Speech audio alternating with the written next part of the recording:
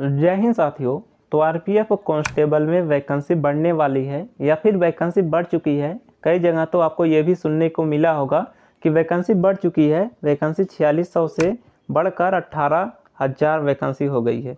तो क्या ये रियल है या फिर नहीं? आप लोगों के अंदर शायद ये सुनकर पॉजिटिव न्यूज़ आई होगी, किंतु फ्रेंड्स ये पूरी तरीके से गलत है। वही कंफर्मेशन मैं करने को आया हूँ, क्योंकि पूरे यूट्यूब पर आपको ये देखने को मिल रहा है। हालांकि देखिए, आपके लिए कोई भी रियल जानकारी जानने की कोशिश नहीं करेगा कि आपको कुछ ऑफिशियल बता सके। केवल फर्जी आर्टिकल्स बिना कुछ कंफर्मेशन किए हुए डायरेक्ट एक प्लेटफॉर्म पर आके आपको बता देना, जिससे कि उस प्लेटफॉर्म से ही आपका विश्वास उठ जाता है कि यहाँ पर सब चीज़ें फर्जी बताई जाती है।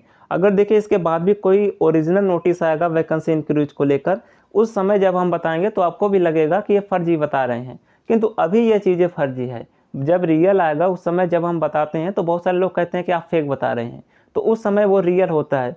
तो इसलिए जो है आपको पहले से ऐसा बताया जाता है कि जिससे कि आप बाद में सही को भी गलत मान बैठते हैं। तो अभी देखिए ये न्यूज़ आर्टिकल्स पूरी तरीके से फेक है। आपके लिए रियल जानकारी निकालने की कोशिश कोई करता नहीं है, बाकी फेक जानकारी देने सभी आ जाते हैं।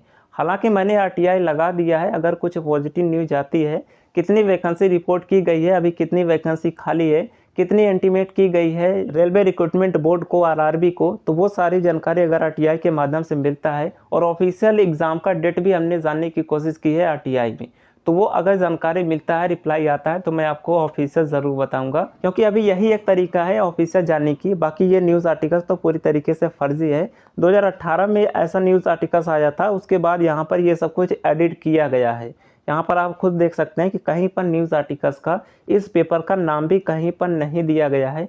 आप खुद सोचिए कि ऐसा भी कोई नोटिस आता है, ऐसा भी कोई पेपर है जिसमें नोटिफिकेशन लिखा गया है, आरपीएफ जॉब्स लिखा गया है, तो ये पूरी तरीके से फर्जी है। आप लोग ऐसा ना सोचिएगा कि ये बिल्कुल रियल है, वैकेंसी 18,000 होने वाली है। ऐसा कुछ भी नहीं होने वाला है। अभी हम यहाँ पर कुछ उम्मीद कर सकते हैं कि कितनी वैकेंसी अगर बढ़ेगी तो कितनी बढ़ सकती है, और आपके एग्ज़ाम कब तक हो सकते हैं, क्योंकि टाइमलाइन अभी तक जारी नहीं हुआ है। केवल 2 वैकेंसी का इन्होंने टाइमलाइन दिया है, किंतु आरपीएफ का टाइमलाइन इन्होंने नहीं दिया।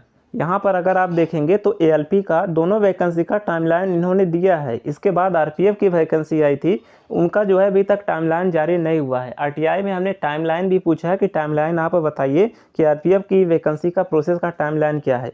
देखिए यहाँ पर जो इन्होंने इसका टाइमलाइन, टेंटेटिव टाइमलाइन बताया है एएलपी का, इसमें इन्होंने बताया था कि जून से अगस्त के बीच। अब आप खुद सोचिए कि अगस्त लगने वाला है, 1 महीने में इन्हें एएलपी का कराना है। अब ये जो है हो सकता है कि अगस्त तक कंप्लीट कर ले, उसके बाद देखिए सितंबर में ये सेकंड स्टेज कराएंगे एएलपी का। और टेक्नीशियन का जो इन्होंने शेड्यूल किया है, वो यहाँ पर शेड्यूल किया है अक्टूबर से लेकर दिसंबर के बीच। तो आप खुद समझ सकते हैं कि अगर ये कितना भी फास्ट करेंगे, अक्टूबर में मान लेते हैं कि ये अक्टूबर में ही टेक्नीशियन का कंप्लीट कर लेंगे, फिर भी आपके जो एग्ज़ाम जाने की संभावना है वो नवंबर में जाने की संभावना है। तो मिनिमम जो आपके एग्ज़ाम डेट जाने की संभावना है वो नवंबर तक है, कि नवंबर से पहले बहुत ही कम उम्मीद है, क्योंकि अभी इनका ही चल रहा है।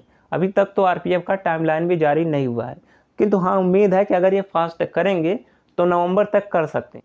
किंतु कम से कम अभी जो समय लगने वाला है वो नवंबर तक तो समय लगेगा ही। और हाँ, अगर आरपीएफ में वैकेंसी बढ़ती भी है तो ज़्यादा से ज़्यादा ये वैकेंसी बढ़ के, अभी जो 4600 वैकेंसी है, मैक्सिमम ये बढ़ेगा तो 8 से 9,000 तक ही होगा।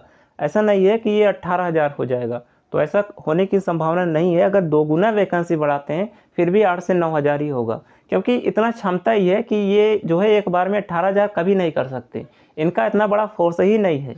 इतना बड़ा फोर्स होता है, आप लोग खुद देखते होंगे पुलिस कांस्टेबल भर्ती में या फिर एसएससी जीडी में, उसमें कभी कभी 20,000 वैकेंसी आती है। तो इसलिए जो है इनका टोटल जो है 75,000 का फोर्स है।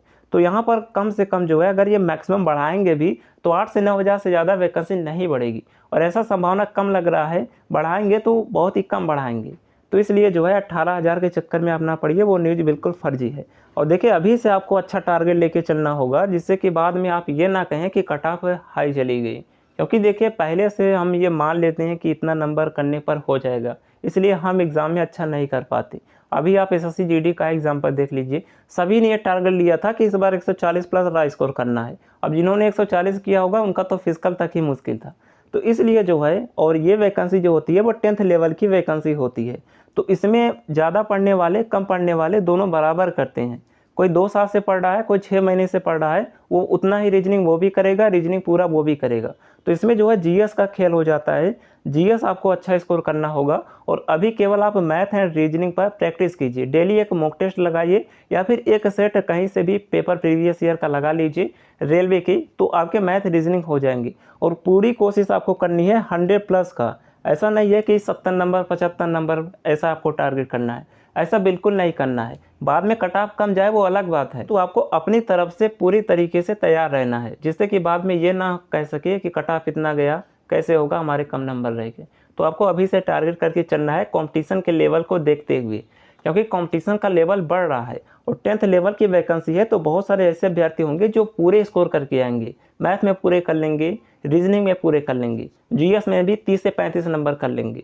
तो अगर कोई 30-35 नंबर जो है, अगर 35-35 नंबर आता है, 70 नंबर में से कम अगर वो 65 नंबर भी कर लिया, उसके बाद 35 नंबर जो है वो जीएस में कर लिया, तो उसके 100+ हो जाएंगे। तो यही टारगेट आप कीजिए कि मैथ रीजनिंग को मिलाकर कम से कम 65 नंबर आपके होने चाहिए और जीएस में कम से कम 35+ का टारगेट कीजिए। बाद में कम कट ऑफ जाएगा, वो आपके लिए ही बेनिफिशियल होगा।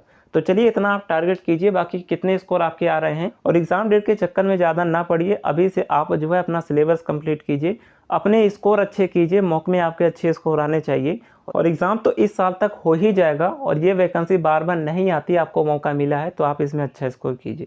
चलिए बाकी कोई डाउट है कमेंट कर दीजिएगा। मिलते हैं नेक्स्ट वीडियो में, तब तक लिए जय हिंद।